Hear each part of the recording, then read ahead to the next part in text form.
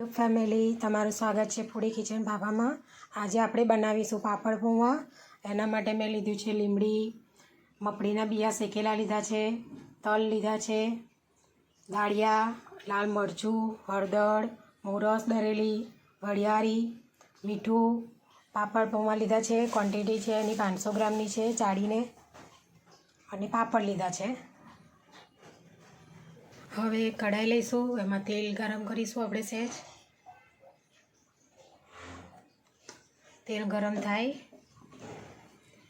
એટલે આપણે એમાં મગફળીના બિયા નાખીશું। મગફળીના બિયા થોડા શેકાઈ જાય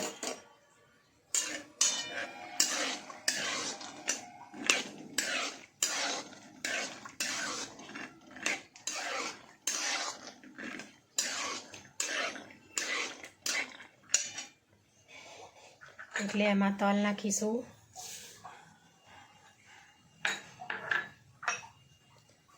લીમડી નાખીશું,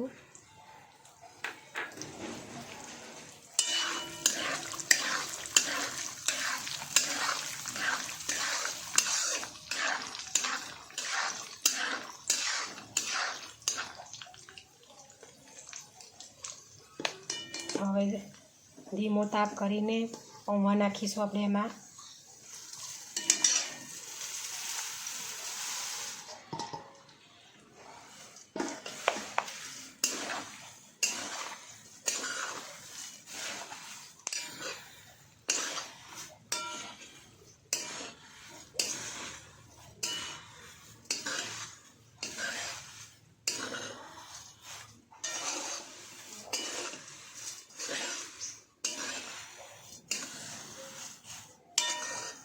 પૌવાને થોડા શેકીશું આપણે, જેથી કરીને હવાઈ ગયા હોય તો કડક થોડા થઈ જાય।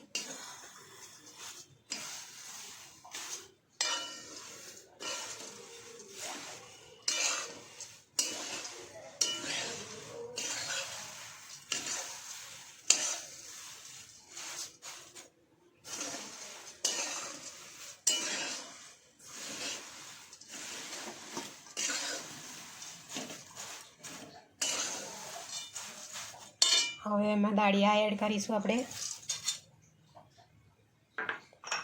વરિયાળી નાખીશું, હળદર નાખીશું, મરચું નાખીશું, મોરસ નાખીશું,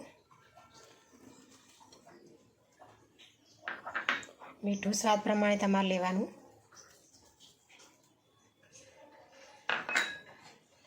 હવે બધું આપણે મિક્સ કરી દઈશું।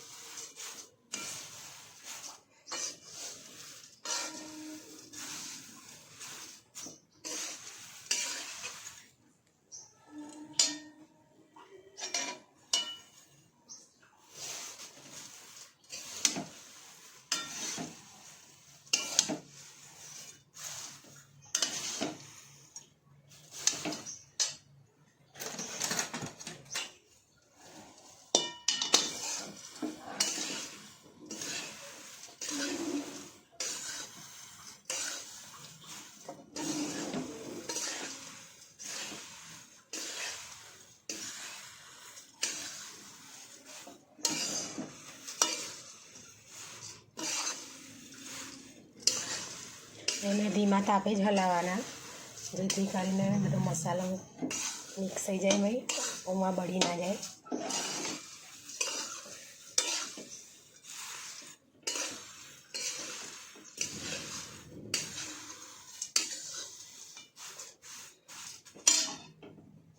હવે આપણા પૌવા રેડી થઈ ગયા છે।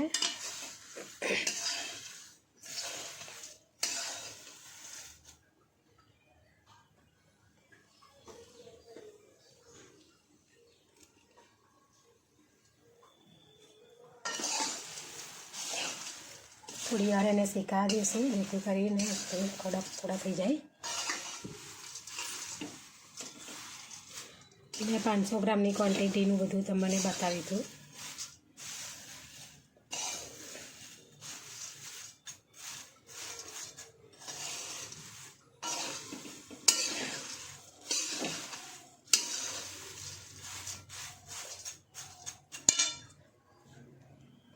હવે આપણે પાપડ શેકી લઈશું. ઓછા તેલમાં. તળીને પણ નાખી શકાય છે. જેને તળેલા ભાવતા હોય તે તળીને નાખી શકે છે.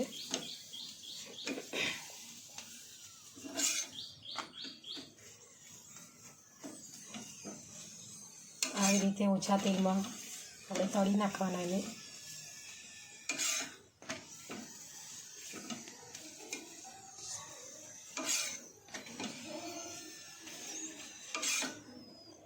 એવી રીતે આપણે બધા પાપડ શેકી કાઢીશું.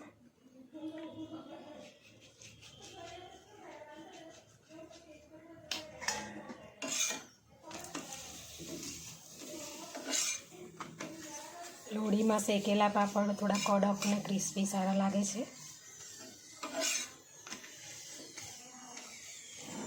તેલ પણ માપનું એમાં આવે છે જેથી કરીને આપણા પૌવામાં નાસ્તામાં તેલ બહુ ઓઇલી ના લાગે.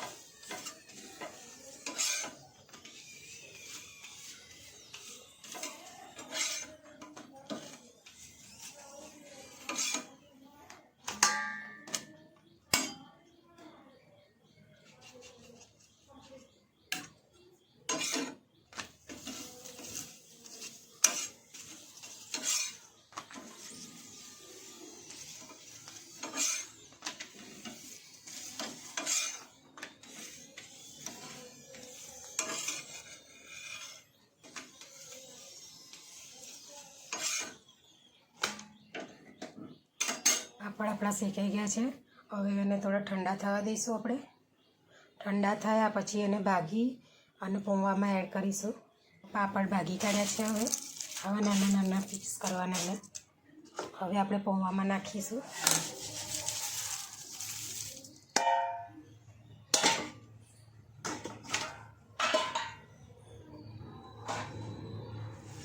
હવે મિક્સ કરી દઈશું આપણે એને.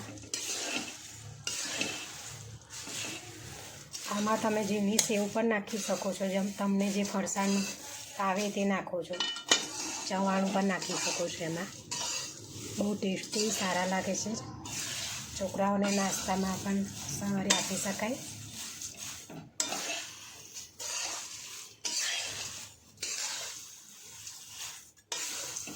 અને એરટાઇટ કન્ટેનરમાં મૂકશો તો 15 દિવસ સુધી એને કંઈ નહીં થાય.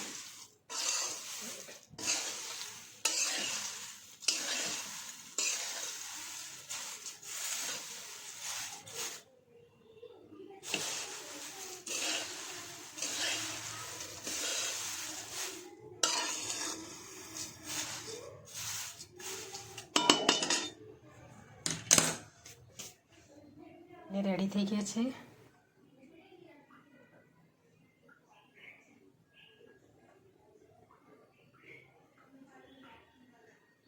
જો અમારી વિડીયો તમને પસંદ આવે તો લાઈક શેર સબસ્ક્રાઈબ કરવાનું ભૂલતા નહીં. Thanks for watching.